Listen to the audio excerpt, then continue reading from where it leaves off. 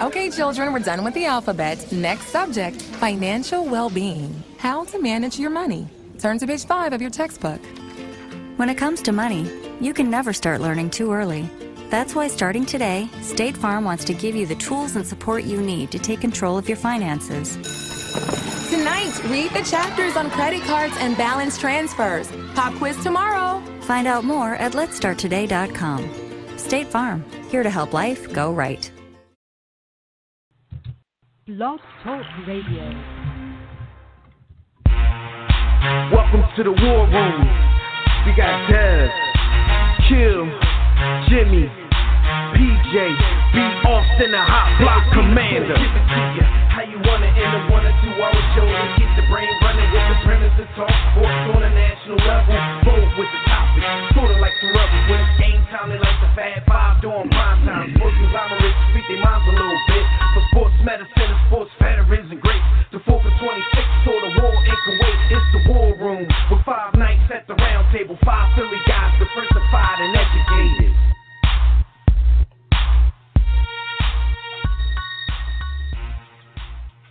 Check. What's good, War Room family? You are once again live in the War Room, brought to you by War Room Sports on the War Room Sports Podcast Network. I'm one of your hosts, Dev McMillan, and I'm at the round table with my tag team partner. We got Jimmy the Blueprint. B. Austin is on hiatus this week. Look, man, Black America is buzzing about their visit to Wakanda this past weekend, and we had a competitive All-Star game in the NBA for once, so settle in, keep it locked right here. And to get in on the all-ranging conversations, make sure you join us right now in the JW Philly Realty chat room at blogtalkradio.com/The War Room, or join us on Facebook or Twitter at War Room Sports, or in the War Room Sports Game Time group on the GroupMe app. Make sure you do that if you want to get in on these conversations.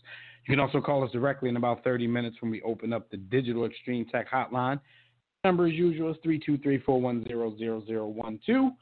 One last thing, during the week when we're not live on the air, make sure you check out archive episodes of the show at warroomsports.com. The mothership, the War Room Sports mobile app, is free on Android and iOS, iTunes, TuneIn, Stitcher, and most other places you do your podcast listening. What up, Jim? Quick question, man, before we get started. Who had the better performance on Sunday, Fergie or Black China?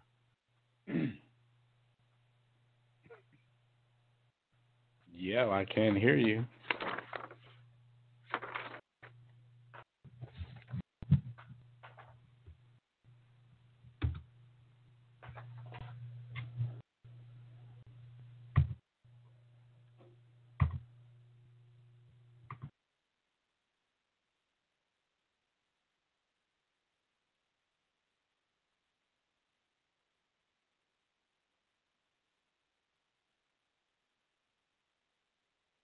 Yo.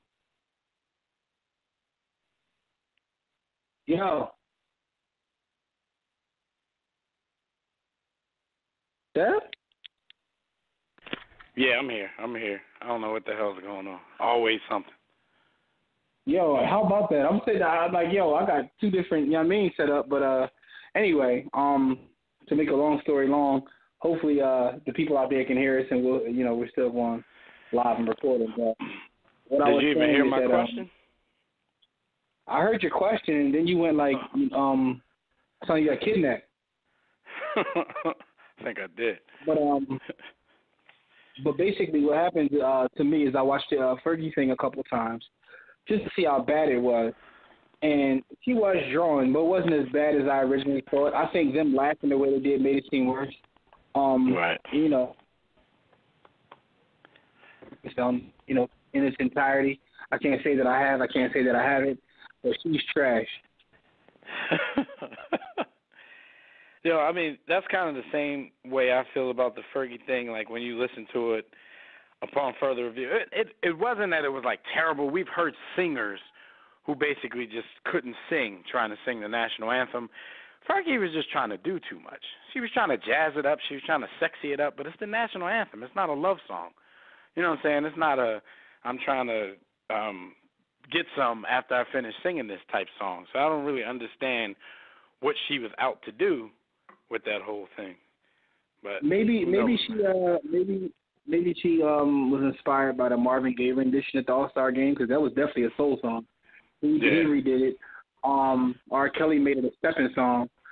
So people are trying. I've seen some. I forgot who it was, but somebody made it like a salsa song. So people have played with the national anthem before. But the thing is, when you do that, it's like a risk reward thing. You're taking a high risk that it's going to come off of, like, when Marvin did it, that was fire. But at the same time, it could have went the wrong way. So you're taking a chance, and her, she failed epically. But she still didn't fail as bad as Black China did. Black China, you're trash.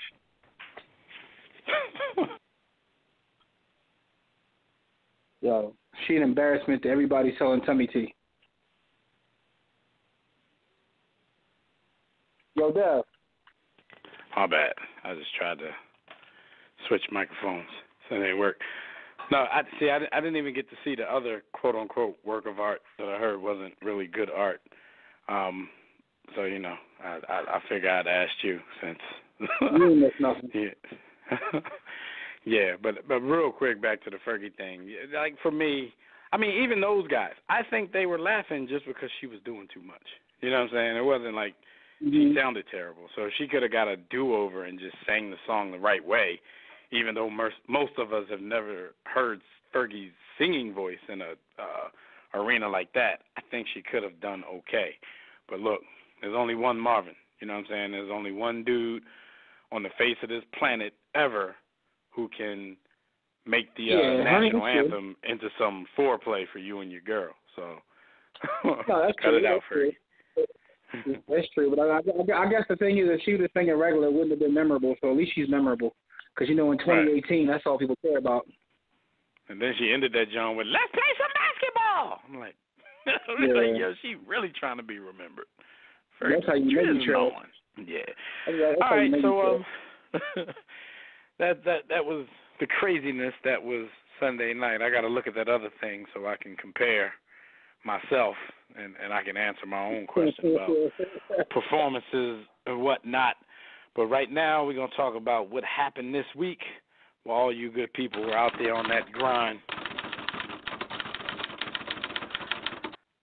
All right. Now, this to me, I don't know, it's popping back up in the news, but I didn't really think this was new news. But either way, this is something that deserves props. Manny Pacquiao builds 1,000 homes for poor Filipinos. So either this is a news story that pops up every year, or he builds another 1,000 every year. But either way, we know this dude is, you can say a lot of things about dude, but you can't say he's not for his people. So he's built 1,000 homes for the poor people in the Philippines. I mean, 1,000 is very admirable, but if we're talking about poor people from the Philippines, he got a long way to go. But he can't save everybody. So what are your thoughts on Manny Pacquiao and his good deeds? I think that Manny Pacquiao, there's a lot that could be said good, a lot could be said bad about Manny Pacquiao.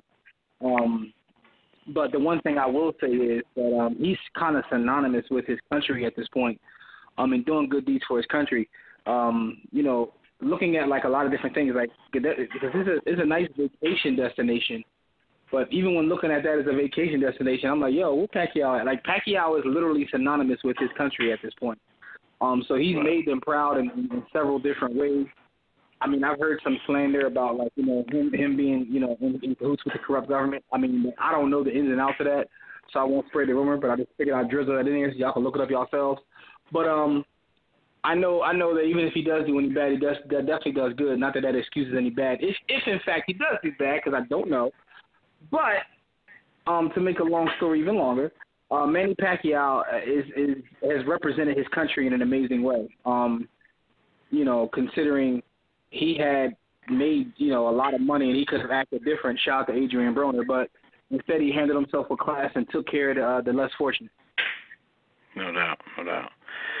All right. In other news, your man Ray Caruth of hiring cats to kill my future baby moms while she's pregnant and hiding in the trunk fame.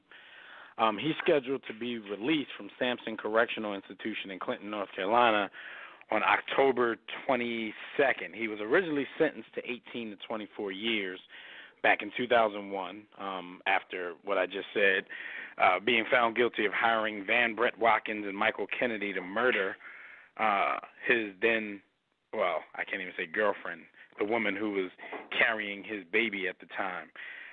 We spoke about this a few months ago, not actually about this story right here, but we spoke about the fact that his son, has some problems that stem from that murder attempt.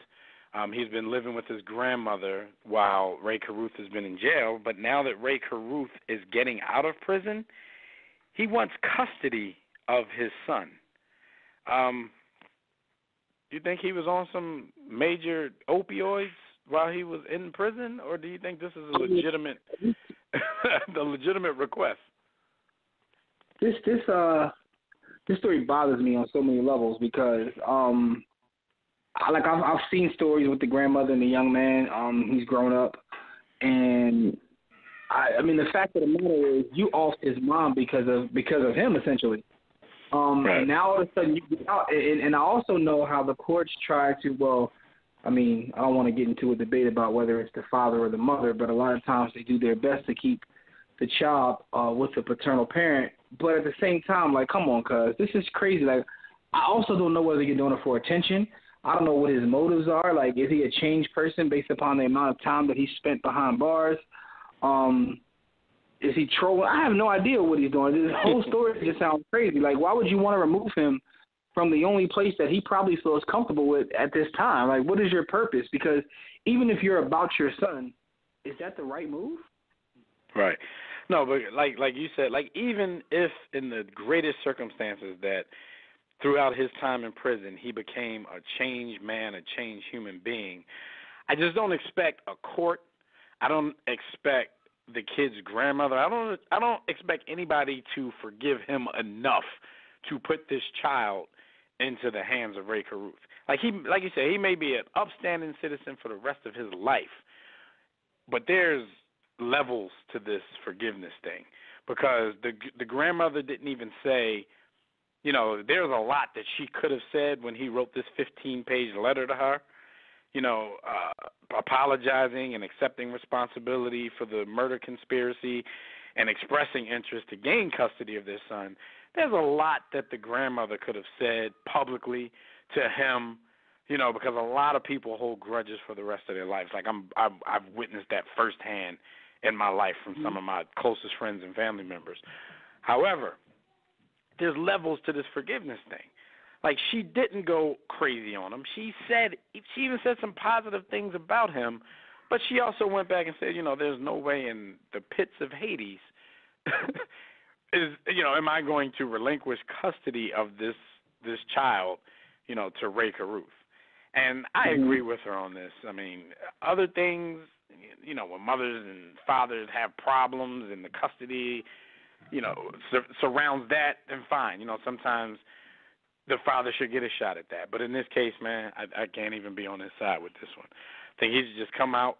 If there's anything that she's going to allow from him, any kind of contact, I think he should just take what he can get in this situation. Because, dude, you had her daughter murdered so she wouldn't have this child. The child is, a certain way because of that attempt. And this is, this person raised this kid for 18 years. So, nah, Ray. You drunk. Yeah, even if he's trying to play the whole card of, I want to do what's best for my son, like, is your son coming with you what's best for your son? Like, so I don't even understand, like, his whole perspective is whack. Yeah. All right. I'm very interested to see how this plays out. But, I mean, I really don't think there's a court out there. I mean, unless a judge just feels like, having a laugh with themselves, maybe having a trading places moment, two judge bet $1 on, if they did this, how the outcome would be. Who knows? All right. So, in Chicago, the hockey team, the Blackhawks, have basically banned 4 fans for some racist taunts to Chicago, to I think it was a black player on the other team. I'm not sure. I had the article up, and I have no clue what I just did with it. But basically what they were saying to him, they were chanting things like basketball, you know, in the stereotypical fashion that black people are only good at things like basketball, you know, while this guy has dedicated his whole life to hockey. While you give me your opinion on it, I'll try to find it so I can give the exact details. But what are your thoughts about this? I mean, we've seen this before in Philadelphia with Wayne Simmons. You know, in a preseason game one time, I think they were up in Canada or up in Buffalo, close enough. They were throwing bananas at the dude. Like, what's up with hockey fans? Yeah. Nothing new, but. Yeah, I mean, it's one of those things where I'm not shocked. It's hockey, right? So and I hate to like stereotype people because I love hockey. I've actually been to hockey, you know, went over to games and matches because I don't want people who are hockey heads to come on my neck. Like, it's not a game, it's a match. I have no idea what you call it because I'm not a part of the culture. Because in a weird way, hockey is like a fringe sport at this point. Like, hockey used to be like a big sport. It still is a big sport, but it's like it's its own culture. Like when I go to a Flyers game, it's literally like a whole different culture. But anyway, it's not shocking. It's a lot of MAGA boys that attend hockey matches, so it's pretty much not shocking at all. And in this environment, it's not shocking because a lot of these people feel emboldened where years past they wouldn't have done this. Right. But the fact that matter is now deal with it. They had, first of all, they had great seats. They were right next to the penalty box, and that's when they were heckling him when he was inside the penalty box. And this was Washington Capitals forward Devontae Smith-Pelly. So he was in the penalty box, and like I was saying earlier, the fans repeatedly chanted basketball. He confronted the fans. I saw this on the video. He had his stick. But they were separated by the glass. But, you know, hockey players always scare me when they get angry because sometimes I think, man, that dude might forget for a split second that he's holding a big-ass stick. And they might go crazy. But, yeah, he confronted them a little bit, and then, you know, he got back onto the ice, and at that time the fans were escorted out. So they've been told that they're banned from all Chicago Blackhawks home games, and which is crazy because I don't know whether or not these people were season ticket holders because I mentioned to you how great their seats were. If you're banned, you know what I'm saying, and you're missing out, you're losing out on seats like they had, then that's just a boneheaded move on their part. You know the society we live in these days. Whether or not they agree with you, they have to do something to make it look like they care. So this is what happens. All right, yeah. They're bad. All right, so last but not least, while y'all were on the grind, this is something that actually hit close to home, very close to home. Our high school, as a matter of fact, Super Bowl winning center from the Philadelphia Eagles, Jason Kelce, who's from Cleveland. He used to actually play in the orchestra. Was it just a band or was it an orchestra? Either way, his high school was touring, and they made a stop at the great Central High School in Philadelphia on their tour.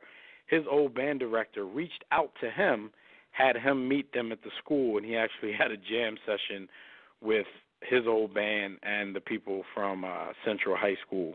So I'm pretty sure that was cool for both parties, being as though this high school, you know, you have somebody who just won the Super Bowl and has made himself very famous in the past few weeks with the stuff, you know, letting his hands go as far as his comments are concerned.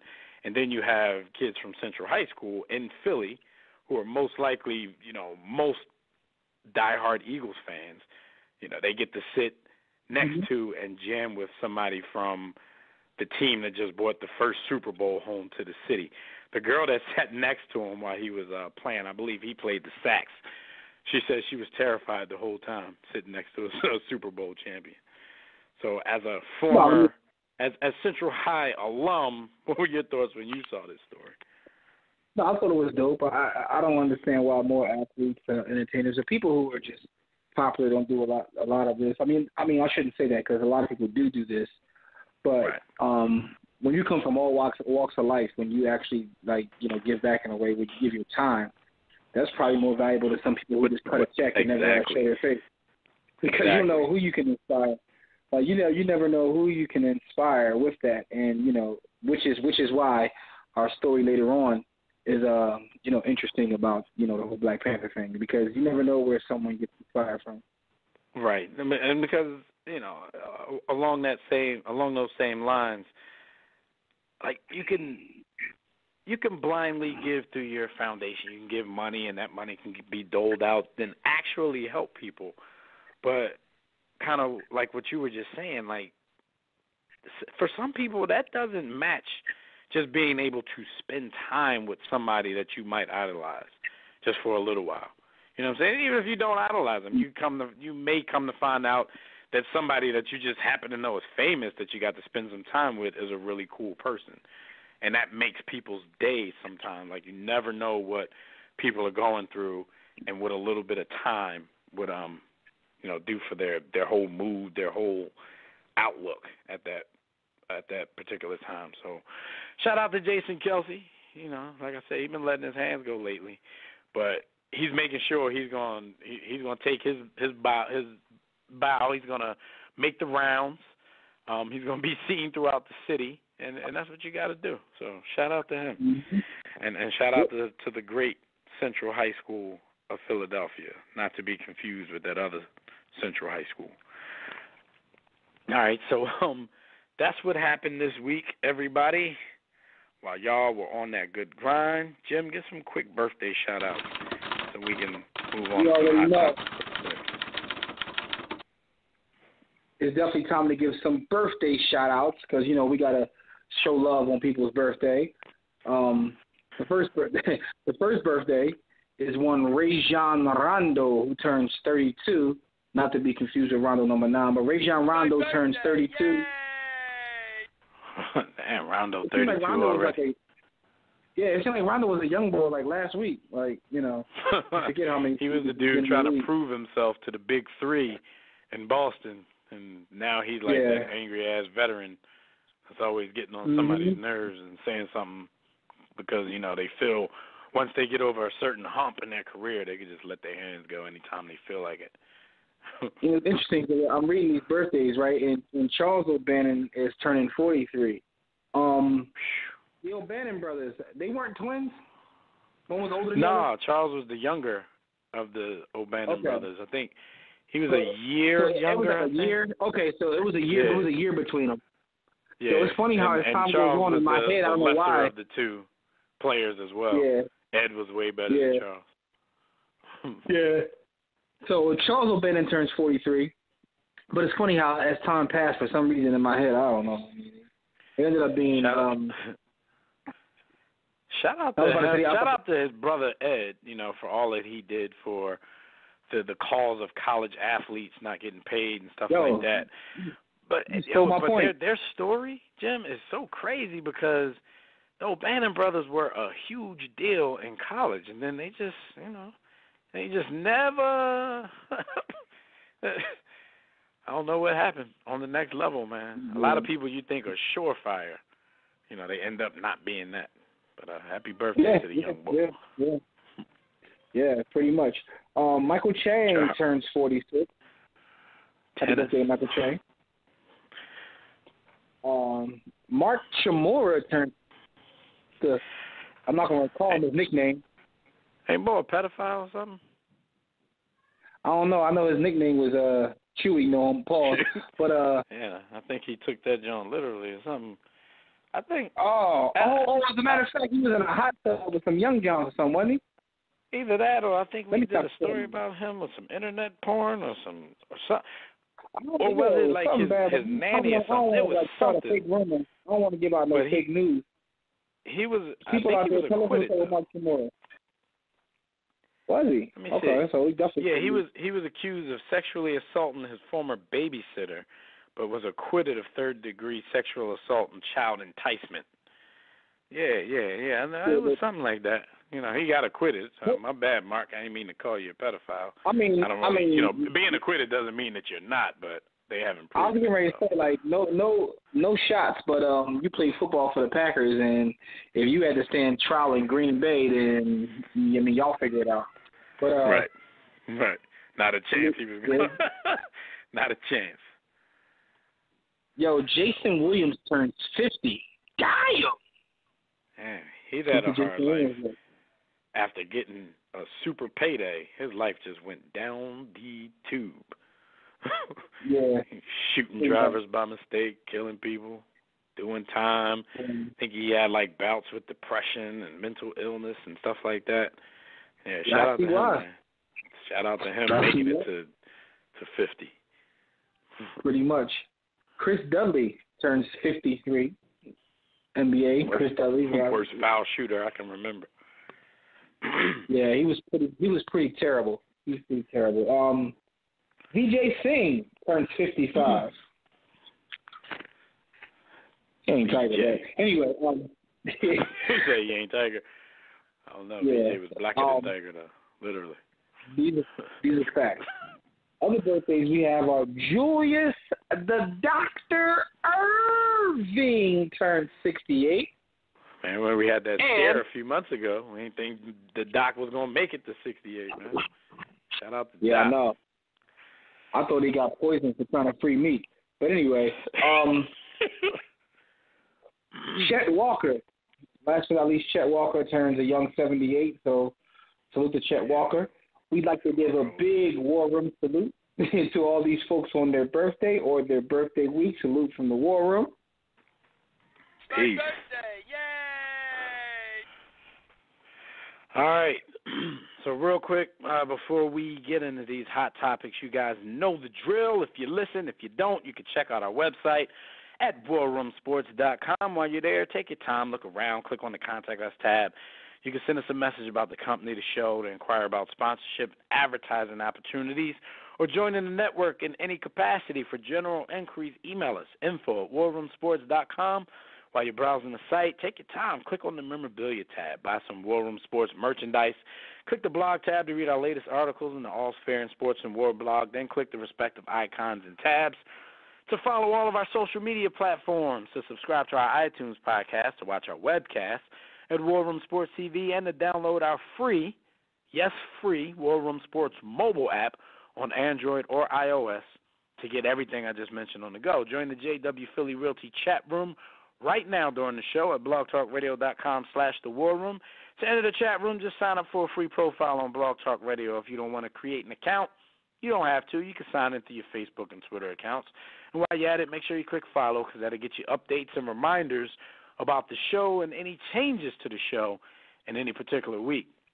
We'll be taking questions and reading posts from Facebook, Twitter, the chat room, the War Room Sports Game Time group on the GroupMe app, all of that during the show. If you want to call in and speak with us, the Digital Extreme Tech hotline is now open at numbers 323-410-0012. Press 1 when prompted, but if you're already listening from your phone, just press 1 if you want to talk. And I think we got some calls on the line. We're going to get to them right after we pay a bill for Hot Topics. Hot Topics brought to you by Sports the Book. You guys tired of reading the same old sports book with the same tired old lists, rankings, imaginary starting lineups, people disrespecting Wilt Chamberlain because of the time he played in, all kinds of stuff that people pass off as facts without doing their research? Well, be sure to pick up your copy of Sports. Smart people only read the sports. This mixture of sports and hip-hop culture will keep you on the edge of your seat. It'll keep you laughing. It'll keep you thinking. And it'll definitely make you say a few times like, damn, that's a good idea. So just go to sportsthebook.com or get your copy from our website, warroomsports.com. Wherever you get it, just make sure you don't miss the movement. And before we get into these hot topics, we're going to go to the phone line because we got the homie Tobias waiting. Tobias, you are in the war room, good brother. Roll damn tide. Roll down tide, and don't worry, I did not tattoo my lip. The inside of my lip was kind of like that one goon did. But all right, good brother. Before I get on my Black Panther rant, I must say, don't spoil, because I don't see it. I'm not seeing it until Saturday, so you can rant, but don't spoil it. Man, you should have gone to a bootleg, man, like Beyonce did. Man, I'm messing with you,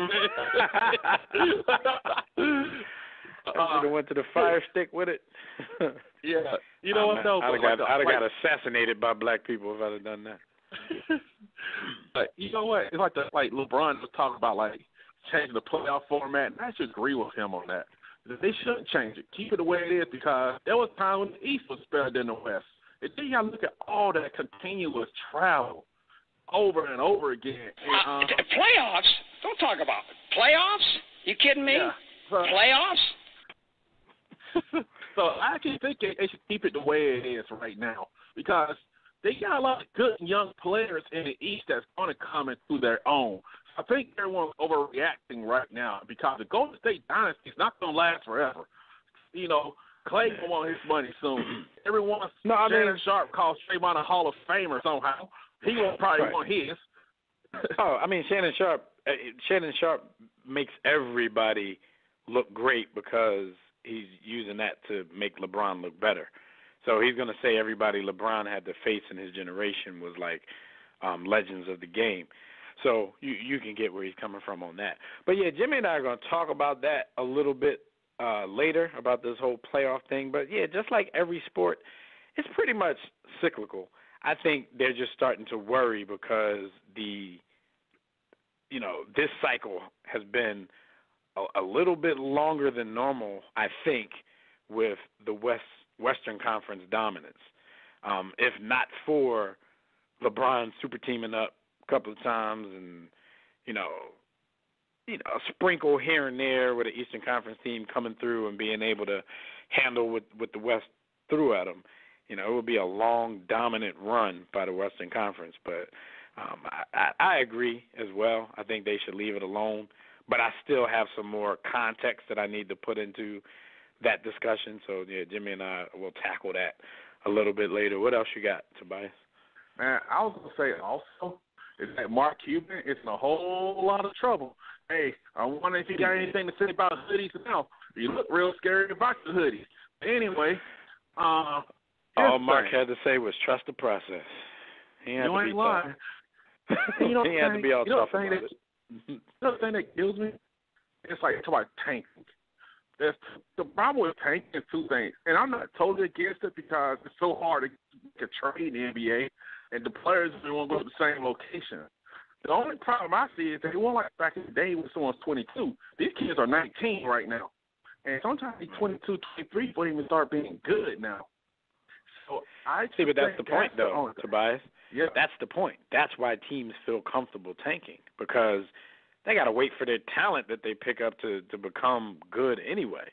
It's not a lot of immediate impact superstar type dudes coming into the league like there used to be when you get a lottery pick. So dudes have they have time, to wait. And I think like in the Sixers case, because they're like the biggest example of tanking lately, of course, as a fan, I liked it. My whole thing was, okay, if you're going to do that, though, just don't expect me to support you financially. Don't expect me to buy tickets. Don't expect me to buy merchandise, things like that. So it's a two-way street. I'm going to sit here with you. I'm going to be patient, but, I don't want to hear anybody complaining like, oh, nobody's coming to the games and this and that.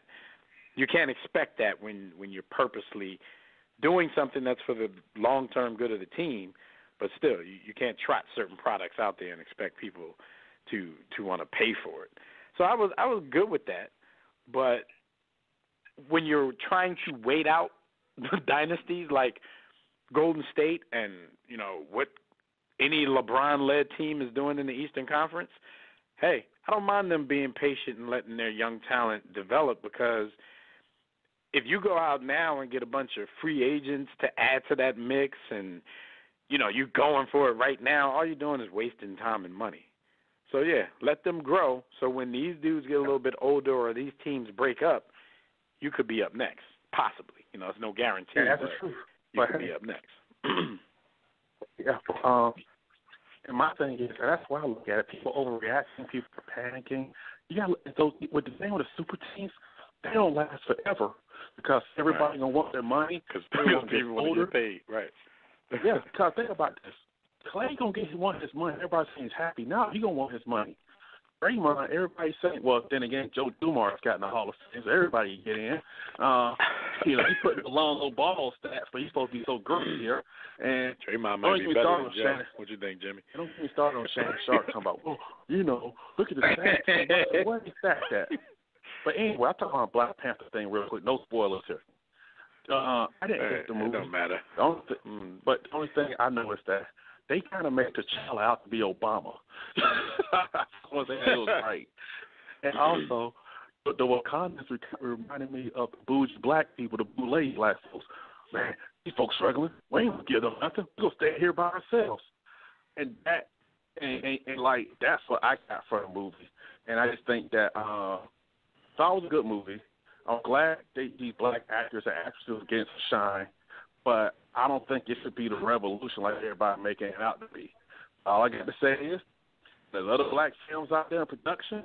Hey, you got to show that same support as well, because many of those same black actors and actors who support Black Panther are going to be doing those films as well. Yeah, that's kind of, you know, what I've been saying throughout the weekend when the Frenzy was on. Like, I enjoy the Frenzy. You know what I'm saying?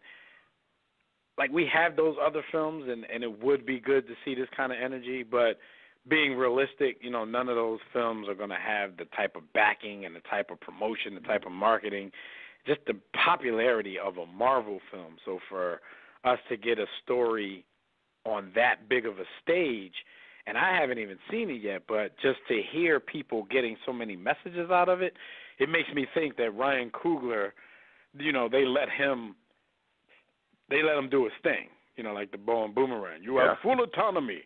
Like, it sounds like they let him do his thing because people keep talking about all of these messages, and they're making analogies to what the messages mean. Like, this is Black America. But you know, this is that.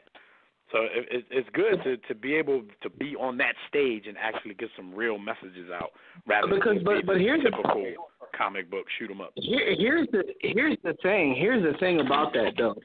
I don't even know if it was a matter of him like be giving full autonomy, but the source material is the same way, which is what always made Black Panther unique. But then on a different level, that's what Marvel is kind of known for. Even if you look at the X-Men or some of their other characters, with Doctor Doom and some of the Marvel characters Marvel is always.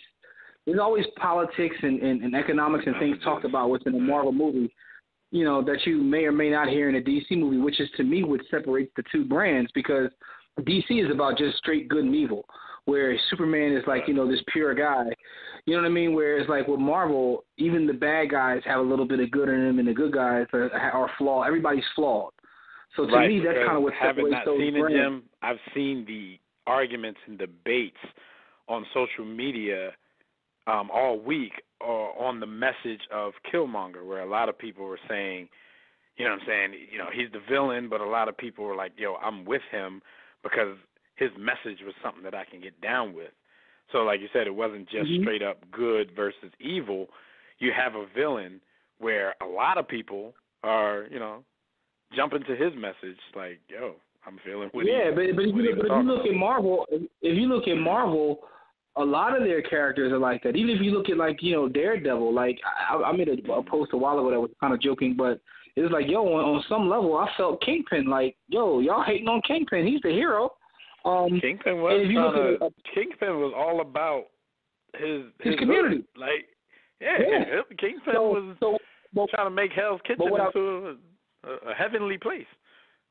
But my point is that Marvel has always done that. If you look at the Punisher, we don't even know whether the Punisher is good or bad. Like, what is he? The Punisher just be drawn, he just kills people. But the fact of the matter is, my point is saying that, Tobias, and I appreciate your comment, but it's like, you know, and me and Dev will get into this. I guess we can get into this now. Yeah, we can start talking now. Yeah, it's just that, like, Coogler is stuck to the source material a lot. Like, there's different runs of the comic, and, you know, as someone that grew up with the material, I see where he pulled certain things from each run, so it's obvious that he sat back and did his history because he had to for some of the stuff that he pulled for this movie. And I did see it. I'm actually going to see it again this weekend because I'm just drawn like that. But I got some tickets for Saturday morning, and then I'm going to be out of town all week. Probably to, you know, if it's as good as everybody's saying it is, I'll probably while I'm down in Orlando, I'll probably see it again just to waste some time since I'll be down there bored by myself. But I mean, the fact of the matter is, like, it's fantasy, right? But if you look at all the other movies and which records that it broke and which records it came close to breaking, all that's fantasy. The fact of the matter, and that's one of the things I always so a lot of times, like this past week, I've seen all kinds of arguments and comments and things made on social media. I just refrain from saying anything because I just appreciate the fact that people are talking, because I haven't seen people talk like this, leaving a movie and having serious conversations, probably ever. But so a lot of the people are having serious conversations, and a lot of the people have just turned into, straight up nerds on the level of Comic-Con people. What I've noticed, and what I've been laughing at all week is, looking at the costumes and the African garb and all of that kind of stuff people's been wearing to the theaters, and then watching the two sides of people argue about that. Like I saw people saying, "Oh, y'all doing too much," black people being extra, and then I see a lot of people with this defense saying, like, when white people dress up in Star Wars and Star Trek and Comic-Con, nobody bats an eye. I kind of think that argument is very flawed because I think we judge those people all the time. I know we laugh at them, at least.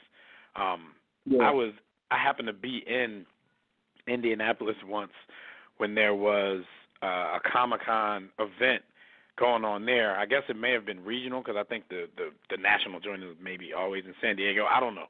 Don't quote me on that. I'm not a Comic-Con nerd. See, I just judged them. But I was going to Colts game, but I guess the convention center and the stadium were like a block apart from each other, maybe 2 or 3 blocks apart from each other. So that crowd mixed. As we're walking down to the game, it's a bunch of people walking around on the corner with with Darth Vader suits and all kinds of aliens and all that kind of stuff. And a lot of the people that were walking by there, that's all they did the whole time during their walk was laugh at these people, point at these people, and stuff like that. So I think in this argument, some people get amnesia a little bit, and we always want to make that argument because if it's a white person doing something to us, we want to, what we want to bring up there. If it's a black person, we want to make everybody into a coon. So it's like you didn't say anything when the white people were doing this and doing that, but that's BS. I think it's all funny. But I don't think it's harmful. You know what I'm saying? I think, people are having fun. They're doing what they want to do. So, dress up in your princely robes and go to Wakanda because everybody's been flying to Wakanda all week.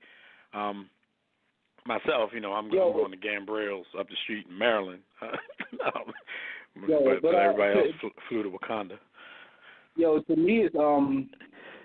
To me, it's like, do whatever makes you happy.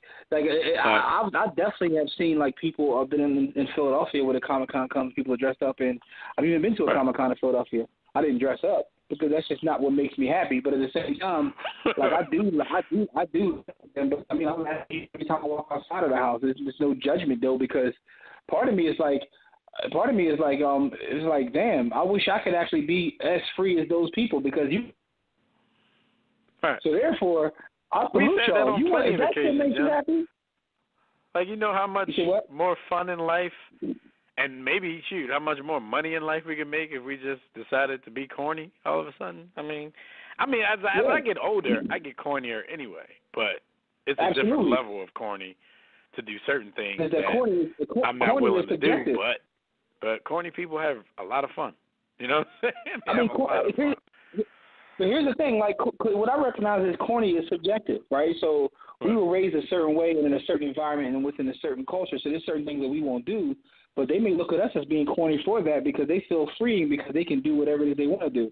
Doesn't mean I won't laugh at them. They would say something like, you corny because you worrying about what other people think. So, that's corny. So my thing is, corny is all subjective. I didn't judge anyone that went to the movie theater that did what they did because I found it to be actually funny, and some of the stuff was actually dope. And but to me, it's like this whole experience is. I think coming to America got a breath of fresh air throughout this whole thing.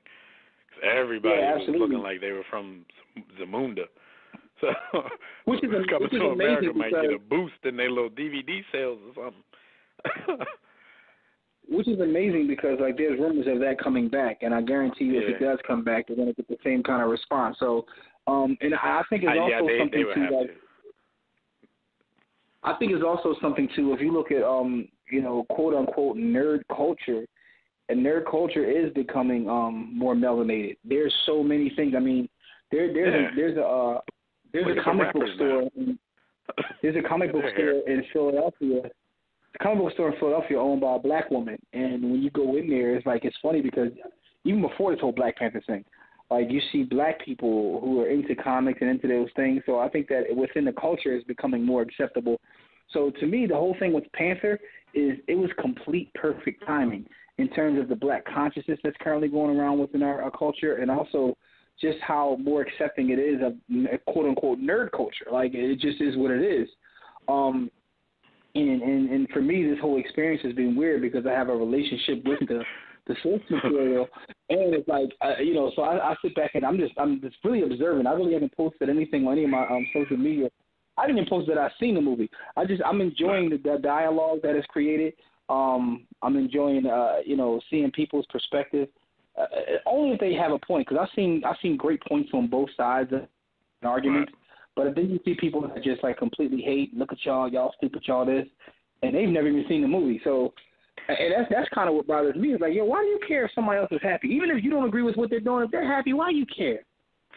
Like, and for me, like, I haven't engaged in much anyway. I mean, I haven't seen it, so there's not a lot for me to engage in, unless it was me, like, saying something, hateful about how people are dressing or, whatever.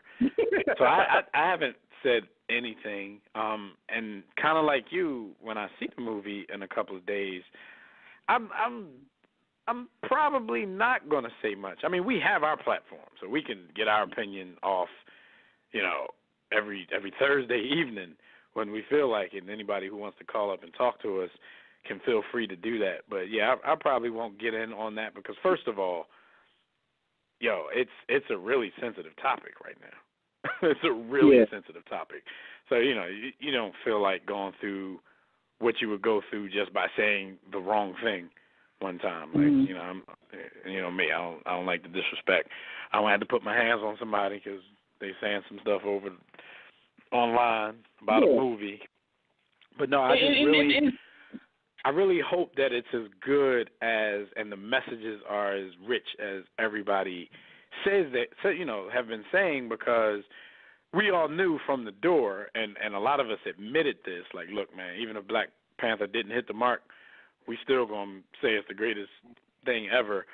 But I'm starting to think by listening to some of the people that it really did hit the mark, and we don't even have to front on the journey. He did an amazing job. Like I said, it's weird because you can see where he went back and pulled all the great parts from different runs. Because different runs, all of them have dry spots because you're telling a long story through comics. So what he did was he found a way to kind of like amalgamate all those things and make it a whole new story, because he did make certain changes which aren't, they aren't in the books, but he made changes. But the funny thing is the changes he made actually made the story better. I was talking with our brother Phil Maddock over the weekend, and we were going over, he was asking me certain questions like, well, what was really in the book? What wasn't in the book? And I was telling him certain stuff that wasn't in the book. And he's like, wow. I'm like, but the crazy part is the stuff that wasn't in the book that he changed for the movie made the story better. So he did an amazing job in terms of directing and writing this movie. And it is filled with a lot of different messages, and you can't come out of it like. And that's another reason why I want to see it again, to see how I take it personally. Because I see the arguments going back. But it's funny though. The whole funny thing to me is like, because there's a battle even within my heart with this whole thing in terms of, I saw the Eagles parade, right, and I seen Black Panther, and I seen our people kind of like get together and move as one, and it's like, wow, what if we could do that for this? But I also know and understand that you can't like put, your feelings and your expectations on other people. Right. You just can't do that. Yeah. You know what I mean? So like I understand. But I understand both sides of it. So when people are complaining about that, I understand that. But then at the same time, I'm telling them like, you got to let people do what they want. You just have to. You know what I mean? Because the fact of the matter is, we live in a world today where although, you know, it's argued whether we're free or not. And I can make the argument that we're still slaves from a mental standpoint. But the difference is, a lot of us are just too comfortable to do anything that's really revolutionary if we're talking about some of the imagery and stuff from the books or just in real life. Because poor folks in America got iPhones. So we ain't really about that life. Cause, we really not about that life. But I don't want to get too deep into it. But just going back to the movie, though, man, I think you'll definitely enjoy it. I'm interested to see how you feel because of all the things that you've seen on social media. Like sometimes you ever see somebody tell you about a restaurant or something, and they tell you how great it is, and they gas it to the point where when you go there, your like, expectations are so high. You be like, yeah. It's like, yeah. Like when someone gas a restaurant, that's the worst when someone gas a restaurant. He's like, you didn't say anything. This would have been amazing, but because you put so much gasoline on it, like, you know what I mean? But that's why I'm not used to this position. Like when something big happens or something big comes out, I'm not used to being a late adapter because I be trying to stay away from getting overhyped. And, it's falling short of my expectations. But no, it really, first of all, I'm one of those people that, and call me biased, I can watch stuff with black faces on the screen at any given time. You know me. Like, y'all have clowned me for some of the dumbass movies that I will sit and watch multiple times. And some of them are just like, I can just watch it because it got black people in it. And, So but see, the thing is, a lot of people don't. If it's really good, that'll be icing on the cake. A lot of people don't understand why representation matters and how seeing someone that looks like you on the screen gives you a certain feeling. Like as much as I hate, like I've seen the other side say some stuff about how we're acting. And it's like, y'all will never understand that because y'all have had it forever. But it does do something. They never even have to think about that, Jim, because they've always they're used to it. Like, there's never a thought in a white person's mind like, oh, man, we're being represented nice here because that's just the norm. You don't have to think about it. And they don't understand how tired we are of the slave narratives. How you know what I mean? Like, it's crazy because, and it's interesting, right? Because I was talking to my wife, and she was talking about, like, her experience where she met someone who literally never been around a black person. I'm like, how is it 2018 and you're not around a black person before? We were just having a conversation, and what's interesting when you meet people like that is their perception is totally based on media, right? We look at media as just entertainment and things, but these images have power. So a lot of times when you meet people who don't spend time within our community or our culture, they think we act one way. They think that, because the media shows all the narratives, Absolutely, and people don't understand it. They think that we're just making this up, but it's not. It's true. You know what I mean? Like, it's funny because I was thinking about it this past weekend. I shout out to everybody who was at the annual War Room Sports cabin retreat. There was a bunch of us in there, like, 10, 12 people in there who are all African American, who are all like college graduates with postgraduate degrees and all kinds of craziness. And I'm like, it's nobody funny would because expect that kind of get together. Well, I'm sitting there. I was sitting there in the middle of it. I'm like, it's crazy because Yakubian will come in here and be like, like, this is not what they see because this is not what's portrayed, but we're out here. So, the great thing about black culture is we are one way. Like, we're all not thugs. I'm not saying we don't have thugs. We all are drug dealers. I'm not saying we don't have drug dealers, but we have doctors, we have lawyers, now we got superheroes. Like, we have everything. We're a fully represented people. So, to me, this is an amazing time just in Hollywood or whatever. But I don't let it cloud my judgment of the big picture, so to speak, because a lot of times people say that they're giving you this so they can do these other things.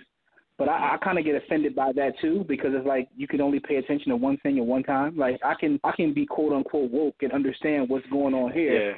Yeah, I hate the whole distraction talk, because the distraction talk, it lends itself to us being stupid. Like, we're not stupid. Like, I can.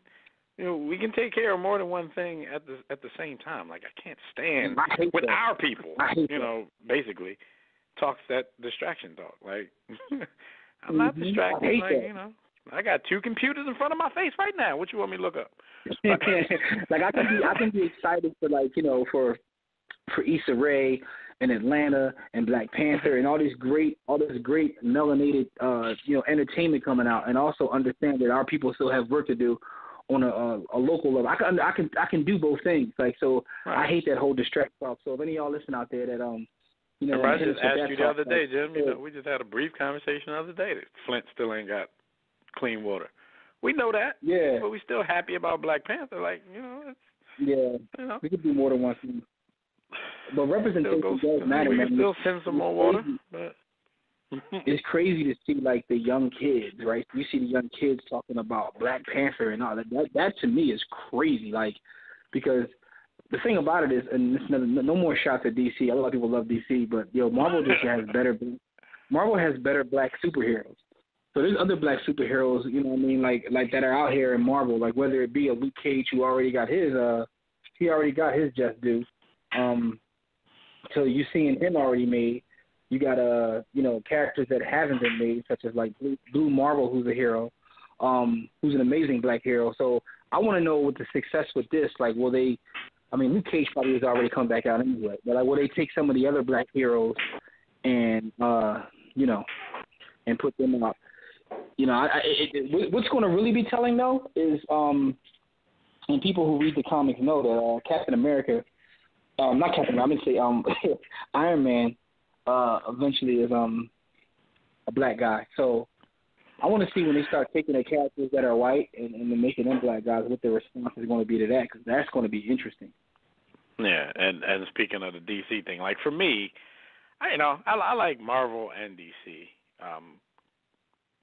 characters, but you would be a fool to sit here and try to act like Marvel doesn't make more exciting, better done movies than the DC world is making right now.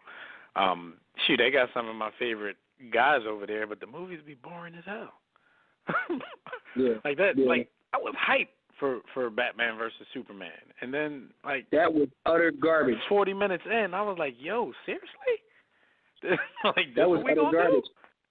Because I think that like for me, like looking at both of them, I've always been a bigger Marvel fan than DC because like DC has just been like, yo, I'm good. Like Superman was like did no wrong. Like that's just not realistic.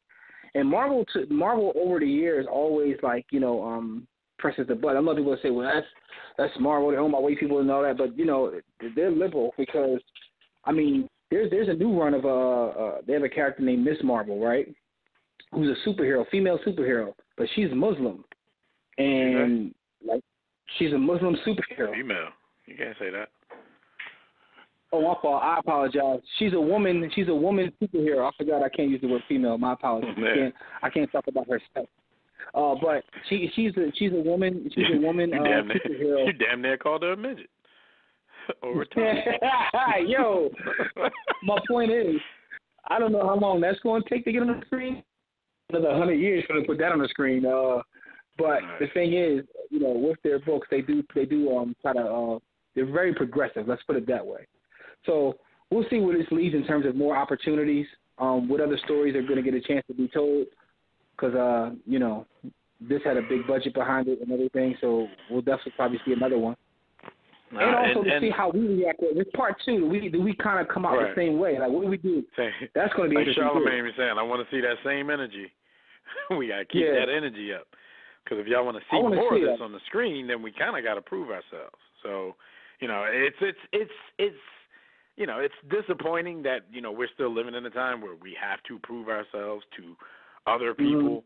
But we know what it is in Hollywood. And, until that day when we're long gone and that power shifts, this is the things that we have to do right now. We got to come out for our own. When we're represented, we got to represent. So burn Hollywood, burn, burn Hollywood, burn. I smell a rock. Yo, shout to Chuck D, man, because Hollywood about to move to Atlanta anyway. Atlanta making as many movies as Hollywood these days. Pretty much. As life goes on, and things happen politically in the world, it makes me realize just how important and how remarkable Chuck D was. Because Chuck D used to speak on real issues and as time goes on, I appreciate him more as time goes on. Chuck D literally. That's why I be putting Chuck in my top 10, and people be calling me all kinds of names, but I stick with that. Chuck D is literally like He's literally Medgar Evers, Martin Luther King, Malcolm X with bars. Like, I know people are gonna get mad at that, but if you go back and see like some of the things, anyway, let's just move forward, man. I'm looking at this monitor. Our team's starting to catch up with Trae Young. And off subject, shout out to Hank and Savad, who are in the War Room Sports Game Time app, and for the last hour or so, they've been in talks trying to hammer out a trade to get Kawhi Leonard onto the Sixers. I mean, they're really trying to hammer out this trade as if they're the real GMs of the team. So make it happen, Hank, because, we can get a healthy mute on the Sixers squad. I'd be willing to give up one of them young pieces like Dario and MF Doom. Shout out to Markelle Fultz. But, so last thing about Black Panther real quick. It had the box office in a headlock throughout the weekend. Worldwide box office, they said it was a slow rollout overseas, but it was a record-shattering domestic rollout. Over the weekend, I think it made $426 million at the worldwide box office, and it said by the close of business on Sunday, it will have leaped into the top 12 all-time superhero grosses in North America, if not higher, and a worldwide tally that's going to be approaching $600+ million. So represent, like we said, rep-a-freaking-zent. I think the 4-day domestic total was like $241 million, because they were counting Thursday, because they dropped. That's when you saw it. They dropped it on a Thursday. Yeah. So shout out to everybody who took that flight to Wakanda. All I'm gonna say is this, man. As a Disney shareholder, I definitely need y'all to keep that same energy. No diggity, no doubt. All right, real quick to the NFL, man, and you can speak on this. This is not even a, anything that you had to see the season to know about. But Deuce Staley has been the running backs coach in Philly for the last few coaching regimes. He's been kind of a constant. So he was up again. He interviewed for the offensive coordinator job. It was he and Mike Groh. Mike Groh got the job over Deuce, even though Mike Groh had only been an assistant coach for a year with Philly. I'm starting to think these interviews with Deuce in his offensive coordinator position, I think, they probably got Rooney Rule. That probably goes down to that level as well. And I think Deuce, every year for the Philadelphia Eagles, basically satisfied their Rooney Rule commitment because he keeps getting passed over. So what they did this week, they promoted, and I have air quotes up. Y'all can't see that because, we still ain't hit the simulcast, on our show yet. But I got the air quotes up when I say promoted Deuce Staley to assistant head coach. And every time I see that moniker on a team, I'm like, it's BS, first of all. You have the head man. This guy, you can say assistant all you want, and this assistant might not be anything more than your administrative assistant in any other business. But do you think this was just a title that they're giving him because they keep overlooking him, because they keep, hiring people in the position that he obviously wants to have on this team? Or do you think there's going to really be something to this quote-unquote assistant head coach position? I mean, at this point, Deuce has been there so long. I mean, like you said, worked under several coaches for the same organization. And it's starting to appear like they're just bringing him in just for that reason. It reminds you of those old movies with the slaves where the master says, soon as you do X, Y, Z, I'm going to give you your freedom papers. And then, he keeps moving the carrot every time. Well, no, I mean, you did that, but now you got to do this. Right? So it kind of reminds me of that. And I don't know what Deuce can do to get that job, but it's weird, though, because I also can't picture Deuce as offensive coordinator. Like, I don't know how involved he is in calling plays now. Or what kind of have they ever even given the opportunity to call even a set? Like, I don't know. I just don't know. But I can't really picture him as an OC. But what would the OC do on this team anyway? Because the head coach calls the plays, if I'm not mistaken, right? Right. This is one of those teams where, the offense is basically the offense of the head coach. So it's kind of like everybody, offensively, their positions are kind of token anyway. But as a resume builder, I still think offensive coordinator is still going to get you a little farther than assistant head coach, simply because I think people know, like, man, they just throw that title around for cats who don't get jobs that they interview for. And Mike Groh was the Eagles' wide receivers coach for 1 year. Deuce has been the running backs coach for several years. So, a lot of people definitely would think, like, okay, this is, it's not right. But as you just said, like, picturing Deuce in that position, do we even know that Deuce is qualified for that position? Do we even know that Mike Groh is qualified for that position? Like, we don't, but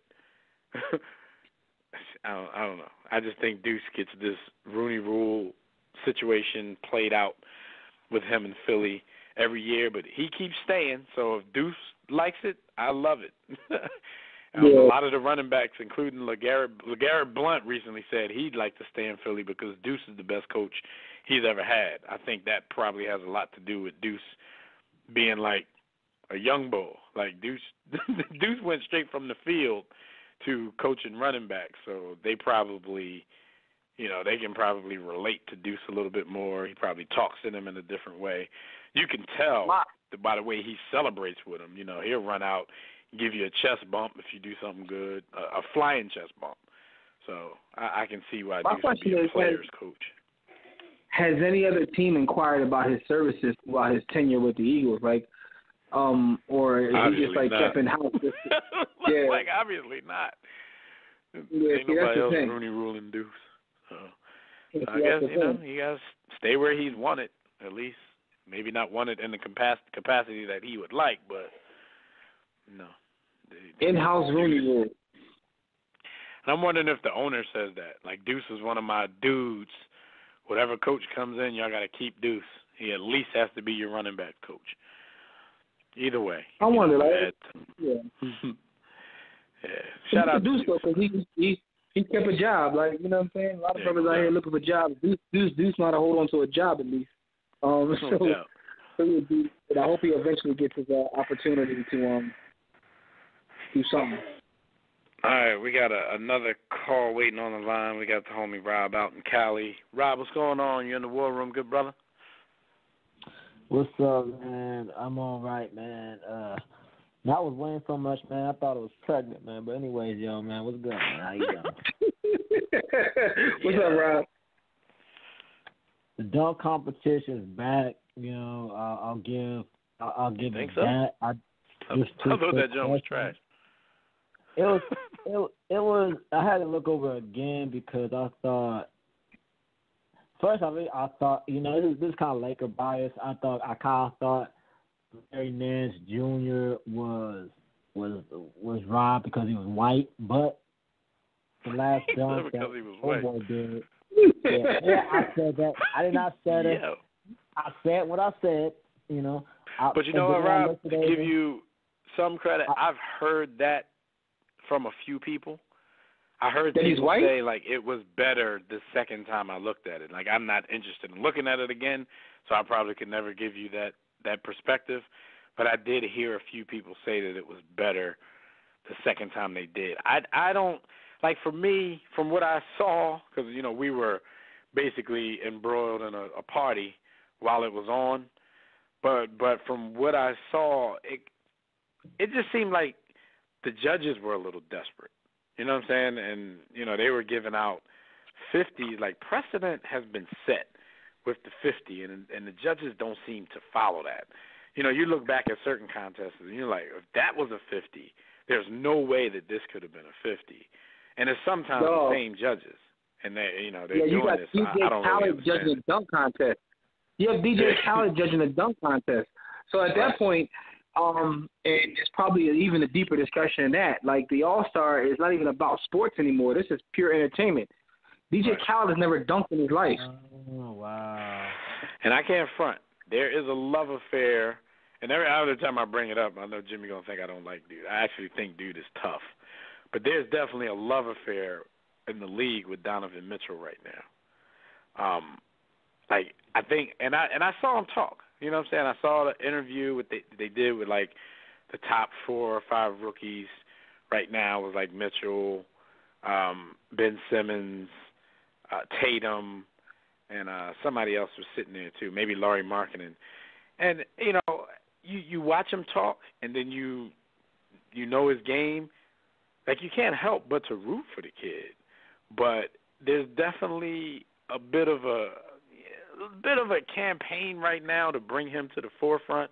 Like I told Jimmy before, like, I think if they don't outright give him the Rookie of the Year, it's at least going to be a co-Rookie of the Year with him and Ben Simmons, because I'm looking at it this way: like, Ben Simmons is not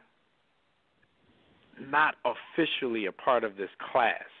So if they could get somebody who's actually from the class to put up some numbers that are comparable, I think they would want to give it to him. And right now, Mitchell is definitely that guy, and he has the Jazz playing to a level that no one thought they would be right now, with, you know, Gordon Hayward leaving, and them having to navigate through that Western Conference. So I'd definitely give him his props. But it definitely seems like people are like trying to make Donovan Mitchell into that next household name. So some of them. I'm not gonna hold you. I'll forget the dunk contest, but if I had a vote, my vote would be for Mitchell. It wouldn't even be for Cole. And the thing is, I love Ben Simmons. Pause. I think that he's an amazing talent. But there's also a situation where I feel like this will be one of those years, sort of like when Oscar averaged a triple-double and Wilt averaged 50, and neither one of them won the MVP. It's like or even looking back, not even that far ago, you look at last year when James Harden. Give it to Lauri Markkanen. When James Harden destroyed the league, but the fact of the matter is, like, you just had another guy who was, you know, playing at that level. So I was watching him play. He has a certain, it's like a certain, like, energy he has. He never did triple double like my man Westbrook. No, but my point is, like, Ben Simmons has more triple doubles than any rookie since Magic, and he's putting up tremendous numbers. But you know, and also I think that Joel Embiid kind of like takes a little bit of shine away from him. I was about to say they're going to punish him for having Joel Embiid on this team, because they're going to look at wins and you're going to be like, okay, the Sixers might end up in the playoffs by the time the race is said and done, but a lot of people are going to look at Joel Embiid, you know, for that. But I would say Ben Simmons. Mitchell don't have a Joel Embiid. Yo, Ben Simmons' presence is more like there than Joel Embiid. Joel Embiid didn't even play a full season, like, you know what I'm saying? Or wait, you said what? You said Simmons is what? He has more of a stronger. Like I know people will say, yeah, he has Joel Embiid on his team, but Ben Simmons' presence is, I would say, a little bit more because he plays more. I mean, Joel Embiid, yes, he's a young legend who flops everywhere, but, you know, Ben Simmons is there, and the dude got game. I mean, no. He has game, but it's clear who, you know, if you want to go for that, you know, whose team is it? I hate that phrase, but it's clear who the primary reason for the Sixers' little bit of success is. It's clear Joel Embiid is at the top of that pecking order. Very clear. See how many games they won without. They only won like one game when he sat out. When you watch them play, he is a difference maker. I'm not shocked at Ben Simmons. I think he's an amazing talent. But, you know, Joel Embiid has the ability, like, you know, if he can stay healthy, and that's always a knock, if he can stay healthy, to be an all-time great player. Like, it's clear to me watching them play. When he comes in, they're a different team. When he's not in the game, they have a difficult time scoring. How about to say, and Ben Simmons tends to disappear offensively for, you know, points in the game. What they don't talk about with Ben Simmons that they should be talking about is his defense. He's a better defender than most do, you know, during their rookie year. And it's not just, you know, he's really guarding some of these point guards. Like, when he's playing a point guard and he's actually guarding some too, and he does a pretty good job. That's the part of his game that they don't talk about as much as they should. But if you look at a Donovan Mitchell, you know what I'm saying, he's not disappearing from the offense much, and he's doing a lot of stuff in the clutch of certain games as well. So Ben Simmons, just off God-given talent, size ability, like his numbers are going to be up there, but his impact, it might be something too. Like, I hate punishing people because they happen to have a good player on their team, but it may be something to that when they start matching up who's more responsible for their teams making a jump or making an unexpected amount of wins. You might have to end up giving that to Donovan Mitchell. Quick point. I want to jump around, but quick point. My brother, like I say on Facebook, he is in Black Panther, and he's in the. I ain't gonna say which scene, but you're gonna see. I'm gonna give it away. Your twin? When we see a scene with a bunch of brothers and sisters, he's in one of those scenes. But one group of people overshot another group of people. I'm not gonna get details on that, but even on set, it was a very prideful thing, being around a bunch of brothers and sisters, enhancing your Africans or your African ancestry. It was a beautiful thing. From a comic book perspective, I think people get caught up in. Did they forget that Wakanda, and I guess for our best as a comic book guy, they forget that Wakanda was very hidden, therefore their resources are hidden, and that's how they remain effective. And if they ain't broke, don't fix it. But we can discuss that when Dev sees the movie. And we can discuss it next week because I'm gonna see it this weekend. Deuce Staley was robbed. I call white privilege on this one. I call white privilege. I was disgusted. I like Doug Peterson, but come on, man. I mean, you look at LaShawn McCoy, who was very slow to get in the hole. People, and I'll never forget this. And Deuce Staley had to challenge him, or even on pass blocking. I mean, the worst pass block on the team this year is freaking Kenyon Barner, which is the reason why freaking Carson Wentz made that freaking escape in Washington Redskins. But that from him, Chris Polk, Darren Sproles, all these guys have been effective, and I think it's a travesty. It's white privilege was the reason why he hadn't. He doesn't get the offensive coordinator job. It disgusts me, But it is what it is. So, but it is what it is. And also, I gotta say this, after 2 weeks of being a Super Bowl champ, I can honestly say it still feels good. It still feels good. It still feels unreal. Huh? Nothing. We're laughing at you, man. I mean, it feels good because it's like when you see an Eagles fan, another Eagles fan. There's no. I mean, you got some bandwagoners in there, but there's no bandwagon. I mean, what a dude? It's like it's like. It's like the wait is over. It's like when you get that monkey off your back and you get the respect. And I see online, and get a shout out to the Cowboys fans. The respect that the Cowboys fans even give Eagles fans is unreal. Like I've never seen it before. But some of them realize that it's like, all right, there's nothing I can really say right now. Some of them still ignorant. Some of them will go. We say Jimmy, they're gonna fight on that lie. Some of them are still mad. They're mad at their team and Jerry Jones mad at the team. They're also mad at the catch, and they keep bringing up Dez Bryant, and it's different. It's like, oh my gosh, the Corey Clement was a touchdown. And Zach Ertz was a runner. Dez Bryant was not a touchdown. Dez Bryant was a first down, and I'm probably one of the few Eagle fans will probably say, yes, it was a catch, but it was a first down catch. It wasn't a touchdown. He was, like, come on now. And by the rules, I don't even think it was a catch. And I already explained to you that for me, if I was a ref, I would have called the Corey Clement touchdown back. But I saw a video where the ref was actually explaining it, and he did a good job explaining it. Like I said, if it was me, I would have probably called it back. But the ref said when the ball shifted in his hands, it didn't shift, it shifted, but he still had control during the shift. Kind of like when you catch it and then tuck it, that kind of thing. So I'm like, okay, if that's your, but I ain't answering nobody no more about the Ertz catch. That was easy, nothing like that. But it makes no sense about the control. I mean, it's like it's like, you know, when people argue with these kids about, you know, catching with your hand instead of your body. I can go through all old videos on Randy Moss's catch. He caught it nothing but with his body, you know, and he can catch better than T.O. I argue that to death.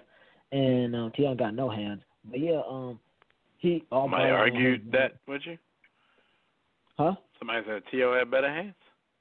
No. I said Randy Moss had better hands. No, you said you argued it to death. I'm like, somebody actually argued that T.O. had better hands against you? No. They were a T.O. fanatic, but my point is like when he caught, it's like the ball doesn't touch the ground. Should it be a catch? And the NFL always tries to overcomplicate things, you know. Right. All right, Rob. Well, we will holler at you next week, good brother. Thanks for your call as usual, man. All right, God bless y'all. Take care. Watch the movie, man. You too, no doubt. All right, real quick, you know your man Jello finally got his signature shoe. So shout out to Jello. He's a big baller now. The sneak peek of the G3 was there. There's no price around it yet, but considering Lonzo's are $4.95 and Melo's are $3.95, I guess LeVar gonna show Jello what he really think of him. His probably gonna be like $1.95. But you saw the shoe, Jim. What did you think of it? I thought it was pretty dope. I mean, it looked like something else. I'm not sure what else. To me, it looked like it. I think they did a really good job of, like, the shoe seems like Jello's personality to me. It looked like something that he would wear. So, you know, in my opinion, they did a good job with that. You know, not sure if it's going to fall apart on you or nothing, like Lonzo's allegedly did, but shout out to Jello. All three of these dudes got their own signature shoe. Yeah. Two of them, you know, well, all of them really, before even making it to the NBA. So shout out to them for that. The NCAA stripped Louisville of all of its wins from 2011 to 2015, including that 2013 national championship, for that sex scandal that we reported on some months back. They had appealed the punishment that they got, but the NCAA upheld these sanctions in the wake of that sex scandal.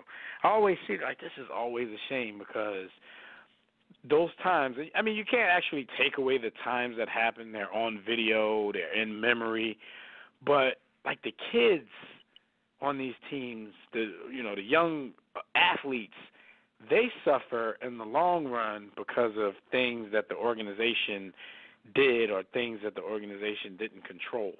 So now you got a bunch of dudes who won a title back in 2013 and feel good about themselves for doing it. Now in the record books, it never even happened. And I always feel sorry for the former players when stuff like this, especially when it's the organization's fault. Like I always feel bad for them dudes, man. Yeah. Your claim to fame was like, I was an NCAA champion. And they're like, no, you're not, my dude. Yeah, but my thing is, like, everybody remembers you as a champion, though. Like, I saw it happen. Championship is weird. I saw it happen. I guess the biggest person that's going to be punished is the coach because, coaching wins. That's a lot of wins that's going to get stripped. And it is.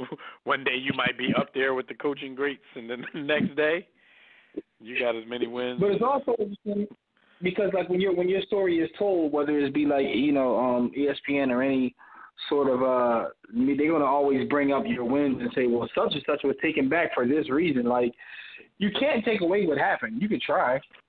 Right. In the record book, your man Patino went from Coach K to Shaka Smart. Number of wins. Like, shout out to Shaka. Yo, free Shaka, because I ain't heard Shaka in a minute. Free Shaka, yo. I don't know where we freeing him from, but, we got to free him anyway. I thought Shaka was on his way to being that new guy. Before we get deeper into this NBA stuff. Quick stat of the week for you, and this stat revolves around LaMarcus Aldridge, the San Antonio Spurs, and the All-Star game.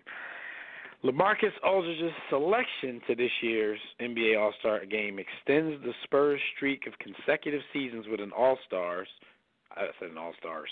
With an All-Star, at least one All-Star, in the years which the game was played, because you have to remember back in 98, 99, there was no game because that was the lockout-shortened season where the Spurs won their first championship.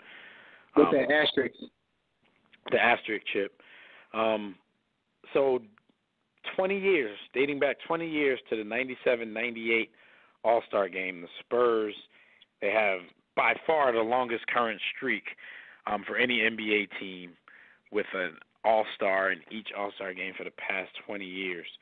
The Pistons did it. They had at least one All-Star selection in 29 straight seasons from 1950 through 1979. So shout out to the Spurs, the NBA's model organization. We got a few bars for the Spurs later on, though, about a current situation.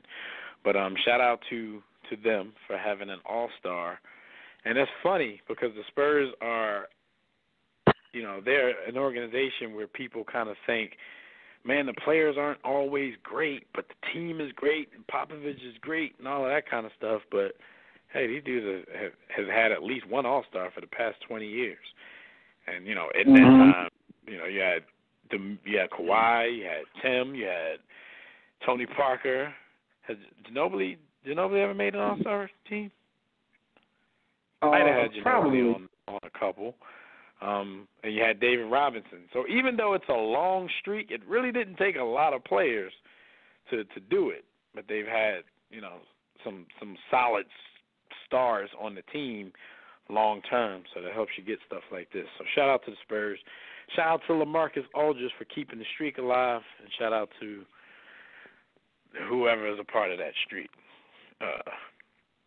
All right, so real quick, you guys can check out our website at worldroomsports.com. If you want to call in and speak with us about any NBA topics, dial the Digital Extreme Tech hotline at numbers 323-410-0012. Press 1 when prompted. If you're listening from your phone, just press 1 if you want to talk. You got it, Jim. Yes, sir. Yes, sir. And it's time to talk about the NBA, this thing of ours.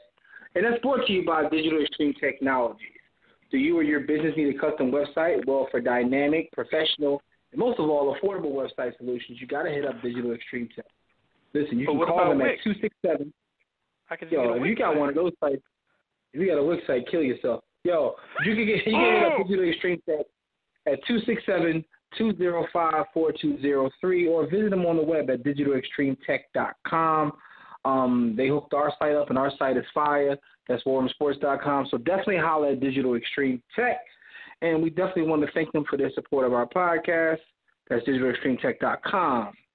Now it's time to talk about basketball. Let's talk about some of the results from this past weekend. We have the Mountain Dew Kickstart Rising Stars in Bojan, boy. You know what I'm saying? Because the world dominated.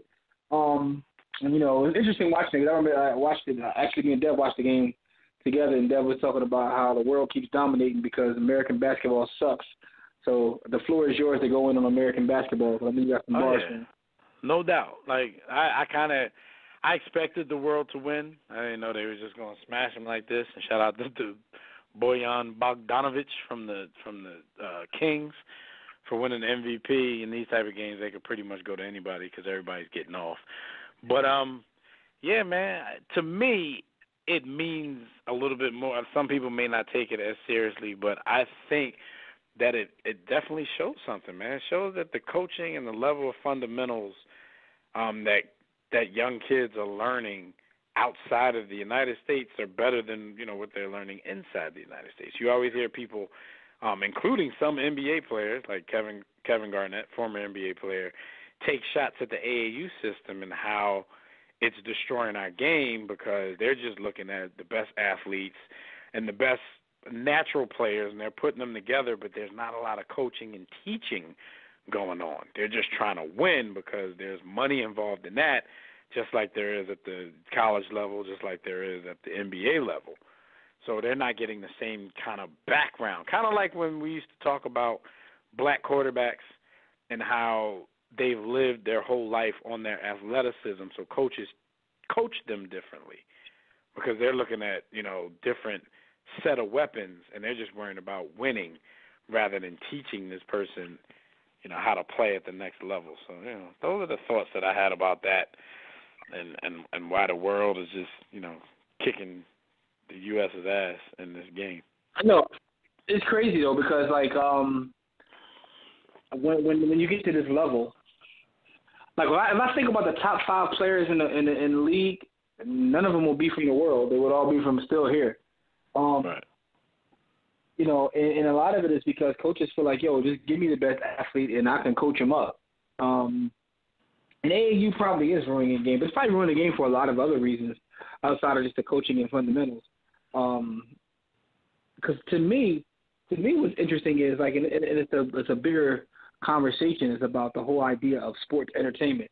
I know I mentioned and saying it jokingly, but I'm definitely not really joking, is that, Vince McMahon has affected culture so much because, he's taken something like, which is wrestling to distinguish it from wrestling, and made it a publicly traded billion-dollar company by integrating entertainment in sports. You look at what ESPN is, it's sports and entertainment. And I think that as I look over over sports over the last couple of years, I think it's like the pendulum to the entertainment side. And I think that's a lot of the whole thing with AAU, because it's not about the fundamentals. It's about, can you entertain me? Because you can be fundamentally sound, you can be the San Antonio Spurs, but I don't care to see you play. I want to see people jump over people and dunk on people and then pull up from half court like LaMelo does. That's what I want to see in terms of entertainment. And Jim, for what they're charging for these AAU games, Jones better be entertaining. Yeah. And that's the thing. So it's like the NBA is maybe more guilty to this than the NFL. The NFL really hasn't gone full entertainment yet. It's still about the game, so to speak, and same with baseball. But the NBA has fully embraced the whole entertainment aspect. And they do, but then, they're so quick to start. I don't want to say mandating, but they're quick to just start saying things when the feedback isn't what they expected to be. Like the game this year. We could talk about that because we're on that part. Of course, Team LeBron won, and LeBron James won the MVP, but the game was way more competitive this year. Now, the NBA wants their players to say that, the new format was the reason why the game was competitive. But that's BS because, if you have any type of inside information, if you've been reporting on this and reading up on this like we have, that the league actually said something to them about how last year was a boiling point and the game really got out of hand with no one playing defense and the score being 190 to 190, you know what I'm saying? It just really wasn't competitive at all, and it showed that guys weren't trying. Yeah. I fully guarantee, and of course I won't be able to prove it because the format actually did change, so now they're going to run with it because they're trying to sell it as if the format had anything to do with the competition. I fully would have expected the game to be just as competitive if they did the East-West format because of what they basically said to the players after last season. So you hear everybody in their interviews now we're taking pride in it. And the media, I guess the media who's down for the NBA, the media who gets paid by the NBA, they try to lead all of these interviews with the new format, how did that play into the competitive fire? And you can kind of see what they were doing, but I fully guarantee if they would have did the regular format, the game would have still been as competitive just because of the outrage after last season. But with that being said, I like the format just because you get certain guys that are able to play together that wouldn't usually get to play together because of the conference format, it at least made for an interesting game because those guys got to pick the team. So there's no excuses after you pick the team. So let's ball. As Fergie would say, let's play some basketball. Yeah. So, I mean, that's just this. Man, listen, I give them credit for doing something, though, because at the end of the day, like, everything runs its course, and the All-Star game is one of those things where, I mean, to me, at this point, the whole weekend has run its course. But they keep trying to do different things. They pretty much ruined the three-point contest, in my opinion, with that one whole rack full of money ball nonsense. But, I mean, they're trying different things. So I always give people credit for trying. Some stuff will stick, some stuff won't. And, you know, sort of like we talked about Fergie, it's a risk-reward. Sometimes you try stuff and, you know, it fails. But, hey, like this, if they didn't score a touchdown on a Philly special and the ball was batted down or whatever, been the worst play call ever. It was the worst play call ever. But the fact of the matter is, the Philly special, you know, yeah, so sometimes that's what happens in life, man. So the new analogy is some of y'all need to do some more Philly specials in your life, man. Take chances, man. You know what I mean? Y'all young, you know, the dude out there, whatever, you know what I mean? Give him, no, let me shut up. Anyway, no doubt. But next year it definitely has to be televised. Some of the dudes, I think Chris Webber and them, they even went as far as to say, pick teams before the game. Like, and I'm sitting here thinking, like, well, how can they do that? I'm like, hey, they got enough money. Get these dudes, maybe everybody on the All-Star team wear the same color shorts. Everybody gets the issue shorts. And then, like Chris Webber said, get them dudes their jerseys as they're being picked. I guess you have whoever's out there get 2 jerseys, and whichever team they get picked for, you hand them that jersey and they go down to their bench. That might be a pretty cool idea because they waste a bunch of time prior to the game anyway. Like, Kevin Hart is my man. He's from Philly, PSP, but that was trash. Like, his introductions took like 20 minutes, and they weren't funny, and they weren't at all professional. Like, that time that they wasted doing all of that could have been the time these dudes out here picking their team like they out at the playground. Hand these dudes their jerseys, they run to the bench, let's get it in. Yeah, that's actually pretty fire. I would actually love that. Yeah, it would, you know, even if the game ended up being trash, at least we saw something entertaining before the game. At least we saw the teams getting picked. At least we saw the person's face who got picked later than they thought they should have, and they came out gunning because they had a chip on their shoulder. At least we can see all that, but they try to keep everything so politically correct. They didn't even want LeBron and them to tell people, you know, who was picked where, because they don't want to hurt feelings. But I ain't got time for feelings. but definitely shout out to that. Shout out to my namesake Devin Booker for edging out Klay Thompson in the 3-point contest, because Klay was my pick. Shout out to the boy Spencer Dinwiddie, who I'm watching right now, point guard from Brooklyn, who won the skills competition. He was my pick. Overall, you know, pretty good weekend. I think the dunk contest, it goes back and forth every year. Like, one year we saying, the dunk contest is trash, and then everybody the next year say, the dunk contest is back. Aaron Gordon and Zach LaVine, you know, definitely had a it's back year. But I don't know.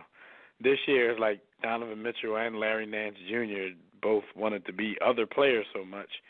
Like, they were more focused on whose jersey they were going to wear for the next dunk than the dunk being something creative that we've never seen. But I don't know if there's anything out there left that we haven't seen.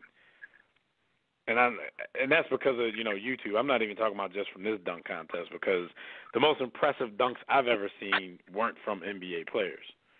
So, so I don't know if there's anything left, but I mean, we're out there tripping with the 50.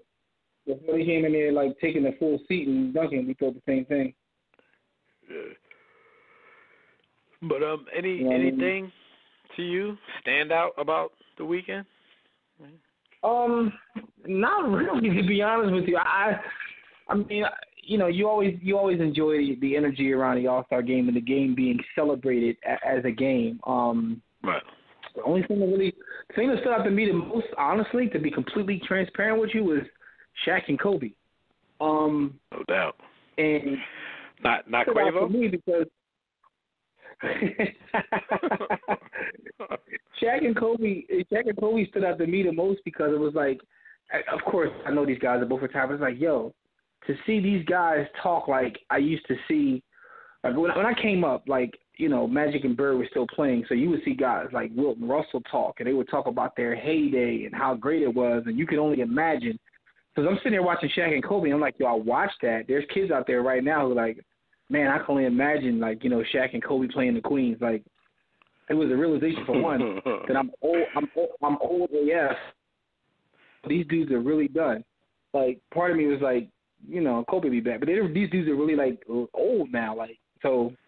Yeah. And also to hear them tell their stories and nothing really new come from it, because right. It's like a rap battle that we followed from the very first bar. We know everything, but to see them sit down and talk about it was pretty good. Yeah, but it's like nothing new came from it. Like Shaq is who we thought he was, and Kobe is who we thought he was, and everything they said is kind of like we already knew.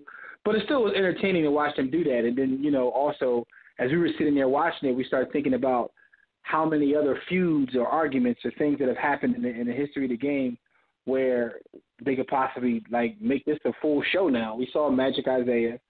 You know what I mean? Then the running joke was Isaiah only like 6-7 episodes. Right, because he had beef with everybody.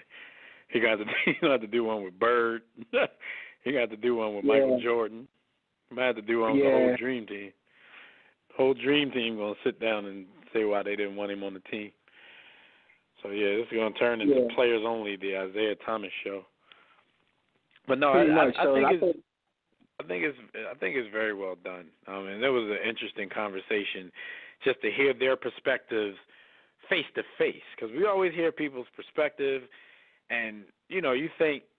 A lot of times when we heard Kobe talk about things, you're like, Kobe acting tough because he's not saying that in Shaq's face, but he didn't really seem to back down off of how he actually felt. I mean, he knows at this point he's not going to get punched in the face, but Shaq was kind of being nice Shaq, a nice Shaq that you didn't really see back then. Shaq was always a funny dude, a clown, but when it came to that thing with he and Kobe, you know, he always seemed serious. But Shaq, you know, he mentioned several times, I was always the big marketer.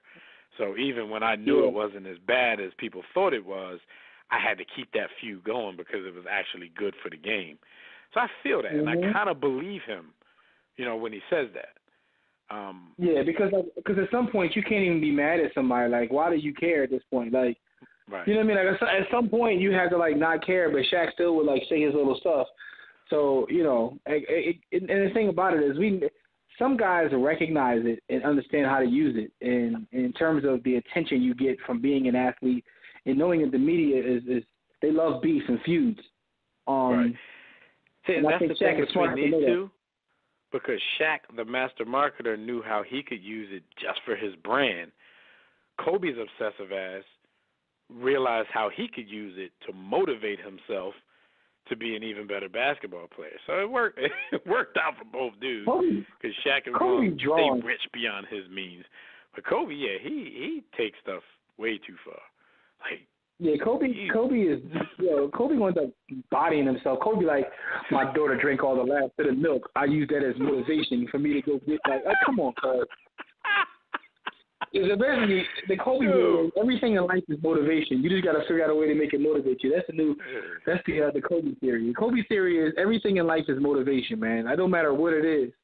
You know what I mean? Kobe like, my wife didn't text me back fast enough. That's motivation for me to go to Colorado. No. I'm gonna chill there. The boy is very obsessive, and you know, you be like, just chill sometimes, homie. But you know, having that conversation, you can understand where both dudes were coming from with why, you know, they went through what they went through, but they maintained, and, you know, Shaq will tell you to this day, we're still the most dominant 1-2 punch in NBA history. And, you know, whether you believe that or not, they're in the argument, as Jimmy would say, they're at the table of duo gods. So, and I also appreciate what Kobe said. Kobe kept it so official when he was like, "Look, ain't no way to really prove it. I mean, we can just make the argument, but ain't no way to really prove it." And that's kind of like the whole purpose. You can't prove some of this stuff, but all you can do is put your name in that combo where you say something, you be like, yeah, they were good. You know what I mean? Like, that's all you can do. That's all you can do is put your name in the conversation. There's no way to ever prove it. You know, because and Kobe was also like giving a lot of the Kobe fanboys a lot of ammunition too, because he was saying like stuff. First of all, Shaq was like, talk about throwing shade and sending shots. Like, he was disrespecting everybody. Barbecue chicken. He gonna pick me? He's barbecue chicken. Like, he was disrespecting people. Yeah. But Kobe was more subliminal with it. Like in terms of the whole comparison with him and Jordan. Like, I mean, Mike never won nothing without Scotty, so I won without you. You know what I mean? Like, I know what that is, Kobe. That's your way of putting it out there. Like, I still think I'm better than Mike. That's what you're saying. And he definitely, because I understand the point he was making, but I also understand the shade that was thrown at the same time. Because he's like, he was basically saying he didn't want that moniker, that whole he couldn't win without Shaq. He felt that it was unfair. And, I've always thought it was unfair as well, because people got so personal with these guys. And it was like, pick one. And the one that you don't pick, you got to hate the other one. So if you love Shaq, then you just can't give Kobe any props.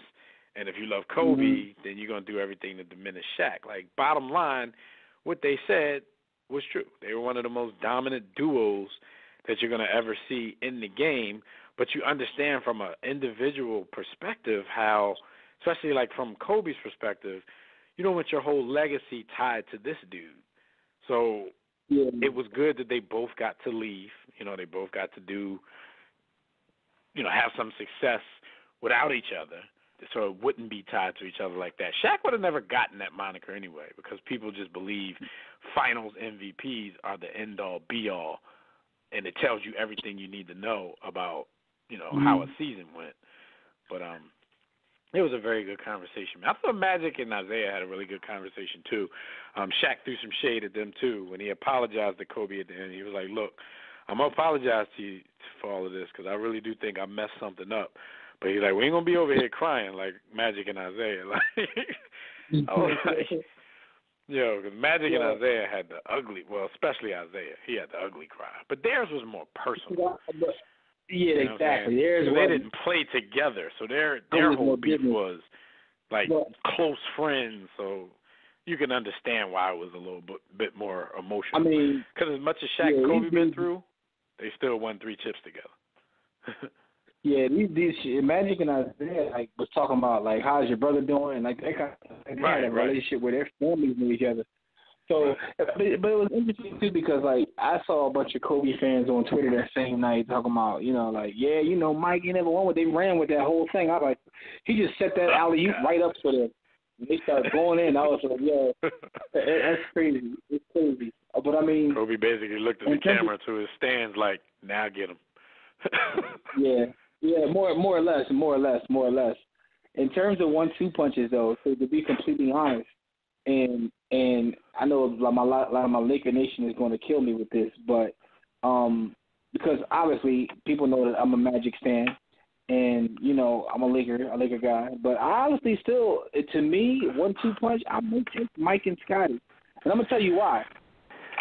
With all the greatness that I've seen, and it is a lot of 1-2 punches. You can go back in history and look at tons and tons of 1-2 punches. But what's interesting to me about Mike and Scotty is they did it on both sides. Like, I've seen Mike and Scotty just lock down defensively. Like, take 2 sides of the court and just lock the court. Like, and Shaq played defense, but Shaq ain't never been. I mean, he was big and athletic. He never really locked down. I mean, Kobe could play defense, but I've seen Mike and Scotty in their prime, and that's the thing. They both were in their prime around the same time, just locked down defensively, and it's like, damn, you can't score. And I think there's something to be said for that. That's definitely a good point. What I would say for Kobe and Shaq was like, Shaq locked down people out of fear sometimes. When he wasn't even giving full effort, people used to just be afraid to go down there with Shaq. And, Kobe, for a good stretch of his career, had that pride about him with his defense. The only thing, the reason why, and I'm not going to say not give their props because a lot of people would say that, but I think the people who wouldn't say that, I think they just don't look at Scottie as being a superstar on the level of Kobe and Shaq, Magic and Kareem, and dudes like that. I just don't think they look at Scottie as being an equal. You know what I'm saying? Everybody else, I think these duos are an equal, but nobody's going to look at Scottie as an equal of Mike. It's crazy because I honestly believe that, I look at him like that. I recognize Pippen's brilliance because, as someone who grew up watching the game, religiously and breaking down everything, Scottie was a better defender than Michael, for one. And for two, I feel like Scottie wouldn't have become the player that he did become if not for Michael. So I can't say if you remove him, but I think that once he got that and recognized his talent and came into his own, I think he could have been the number one guy on another team. Now we all know that when they left, the whole thing with him and Kukoc and not getting a shot and all that, we know about that. But I mean, he still dominated that season though. But the thing is, there's always that thing where I honestly don't believe he would have come into that if not for, because, you're working with a guy who's obsessive as well, which, but a lot of people played with Michael Jordan who didn't become Scottie Pippen. You know what I mean? It's not just that he played with Michael or Mike pushed him, but he had something that enabled him to, come into his own. So I think that Michael Jordan is kind of responsible for him, but once he came into his own, Scottie was a monster, yo. And I tell people this all the time. I remember, and I tell people this all the time to get mad when I say this. I remember when the Lakers played the Bulls in that first finals. In that first game, Magic gave Mike everything he wanted. And after that second game, when they switched and put Pippen on him, and then the Bulls ran off 4 straight. It was just that simple. Scottie was, at his apex, and his defense was crazy, and, his ability, just to play on the wing. But my point in saying that is, in terms of a 1-2 punch at their peak, you know what I mean? And the thing about Magic and Kareem is I don't think they ever played with both of them at their peak. Right. They never played at both of their primes before. So, yeah, that's definitely. And to be honest with you, I don't even think Shaq and Kobe did. I think Kobe reached his prime when Shaq left, when Kobe, really came into his own.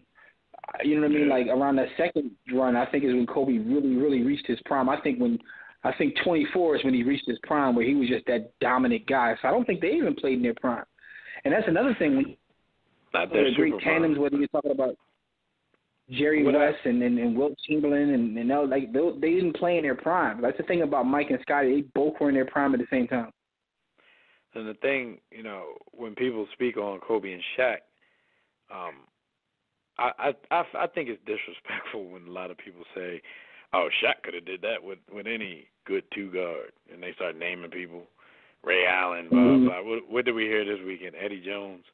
Let's ignore the fact that Eddie Jones was the starting guard there, and they got swept out of the playoffs 3 years before, before Kobe came into his own and Phil got there. But and I'm an Eddie Jones fan, love Eddie Jones, but damn, tell people is this. He could have did that with Eddie. They got swept out of the playoffs 3 straight years with Eddie. Here's what I say, and this is my honest opinion, and again, this is all speculation because none of us can prove this, either way. But I feel like if Kobe never came, I think Shaq would have ended up maybe winning one title just because he was that big, that dominant. Yeah, I don't think Shaq would have won ringless. Yeah, I think by Kobe coming, they run off 3 straight. I don't think they run off 3 straight without Kobe there. But I think Shaq fails into a ring by mistake, sort of like LeBron does. LeBron is so good that he fails into rings. Right. I think I agree with that as well. But I think the makeup of that team would have been Shaq and a bunch of good players, not Shaq and another great player.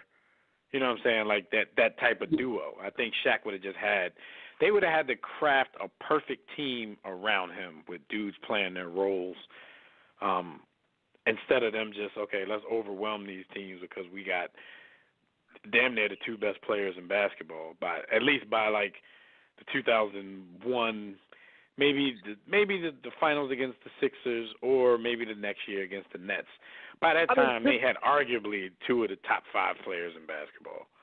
Because here's the thing, though. All the other guys people name, whether they're talking about Penny, whether they're talking about Ray Allen, all these other two guards, like, they're not on Kobe's level. Because Kobe is, like, even if you take away the whole Shaq. They had a shot at it. Penny and Eddie had a shot at it with Shaq. Yeah, and these people talk about T-Mac, but the thing about all of these guys is these guys have had opportunities, like, without Shaq. He literally proved himself without Shaq. And also, Kobe was an MVP of this league. I don't think any of those guys that we're talking about were an MVP of this league. Right. You know what I mean? This is like, you know, without Shaq, he was an MVP of this league. So I think that, and to his point, I think that kind of is what puts his legacy where it is. AI, because I've heard AI too.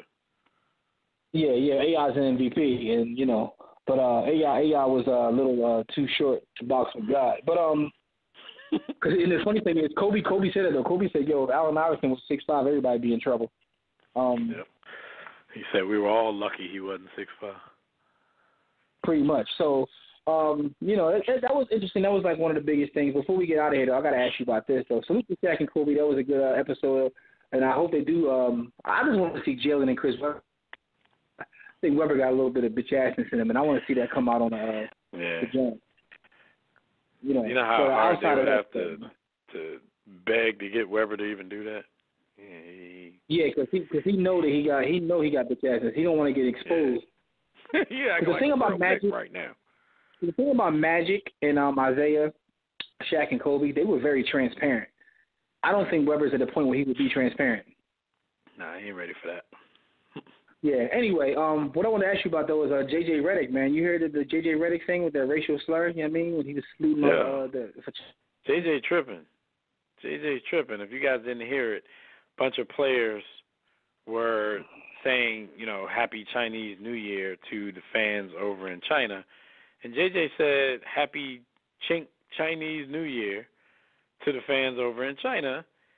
But then when he was called out on it, he tried to act like everybody else was tripping. Like, I'm appalled that y'all would even think that I would say something like that. When I listened to it 4 or 5 times, he clearly said that. And it didn't sound like he was stuttering trying to say Chinese or whatever he tried to say. It just sounded like he tried to throw something in there that he didn't think anybody was going to, you know, maybe it was, something funny with one of his teammates. But, yeah, he got caught out there. So J.J. got some splaining to do, as they say. He definitely said it. Yeah. Yeah. So, yeah, man, I mean, that was crazy. Because, I mean, for him to just try to, he should have just apologized, man. He's bugging, man. He's bugging. Last thing but not least, though, I got to ask you about this, though. Your opinion on this whole situation with the Spurs and Kawhi. You think Kawhi's done there? That's all I want to know. You think he's done with the Spurs? Man, it's looking like it. I don't know what to make of the situation, but it seems like there's some distrust somewhere. He's been medically cleared to play. He's been getting second opinions, and he's not playing. Popovich, which he really doesn't do, comes out publicly and says, hey, I wouldn't be surprised if Kawhi doesn't play this season. Once it gets to that point, you think that there's more to the story than we're being led on. So, I don't know. I think he signed till the 2019 season. Maybe he's done. I don't know. But we definitely got to dive a little deeper into that in the coming weeks. Yeah. What the hell is the problem? Hopefully we'll get some more information on that as the week goes on. But it's time to get out of here. Thank you, brothers. Real quick, Jim, shout out to Jimmy Butler, man, for resting during the All-Star game and not giving somebody else a chance to get in the game. Oh, yeah, no doubt. You had the spot for no reason. You know what I mean? But anyway, thank you, brothers and sisters, for joining us for another briefing in the War Room. Shout out to everybody in the chat room, those on Facebook, Twitter, and the WRS Game Time. We appreciate all of that. Listen, the people that called in and got through, we appreciate those who couldn't get on the air. We apologize. But tune in next week, live right here on demand. And we'll catch you up on everything that's happening in the world of sports. So until then, enjoy your week, the rest of your week, which is a day, your weekend, and enjoy sports this upcoming week. Watch the NBA so you can talk about it with us next week. Catch all of our conversations, Facebook, Twitter, everything we do can be found at The Hub. The Hub is warroomsports.com. You can pick up my book, Sports to Book, at sportstobook.com or at that same hub, which is warroomsports.com. Listen, we always tell you guys, don't accept mediocrity. Be steadfast in the war against ignorance, and we'll see you chumps on top.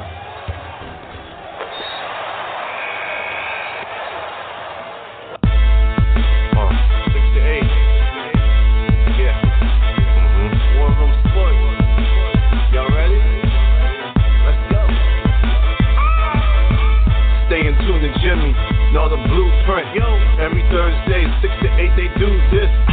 Shout out to Dev, PJ, B. Austin, Bay on replay.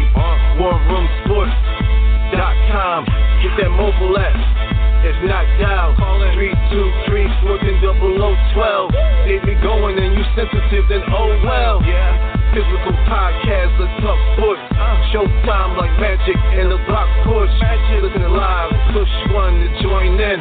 Rip your team or listen for your enjoyment. Hip hop scholars, pit stop and knowledge. Should be in sports credits, I ain't talking college. 5 guys, no beef though. Corporate secret, but the streets know. Belafonte, I got a G flow. KC, royalty, I'm in beast mode. 2 hours, get your game up. Who's the best in sportscast? You better name us. War Room Sports. Yeah, you know, Jimmy, Dev, PJ, Shot Back, B. Austin. I'm Jock. Up and coming on the beat.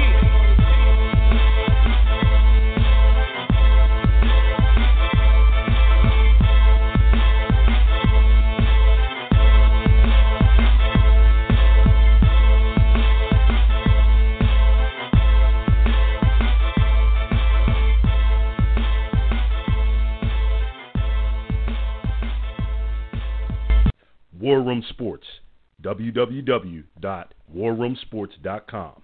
What? Ain't no more to it.